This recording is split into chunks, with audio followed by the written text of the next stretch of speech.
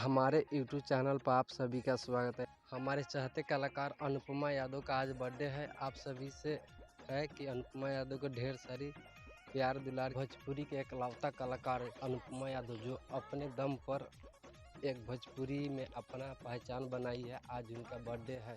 अनुपमा यादव अपना career start 6 साल पहले की थी स्टेज शो की।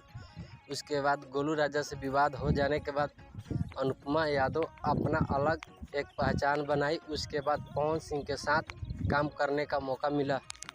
अनुपमा यादव को मौका जब मिला, जो एक स्टेज शो हो रहा था जिस पे एक गाना वायरल हुआ, उसके बाद से अनुपमा यादव के पास ऑफर भोजपुरी में गाना गाने के लिए ऑफर पर ऑफर आ गया। उसके बाद पवन सिंह के साथ, निरहुआ के साथ, खेसारी लाल के साथ एक से हिट गाना दिया। ढेर सारी प्यार दुलार अनुपमा यादव के दीजिए और उनका बर्थडे को पूरा कीजिए। कलाकार हो, बहुत अच्छी कलाकार है।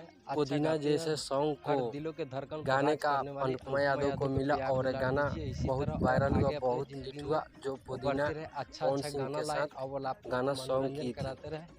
अगर वीडियो अच्छा लगा हो तो हमारे चैनल को लाइक और सब्सक्राइब करें।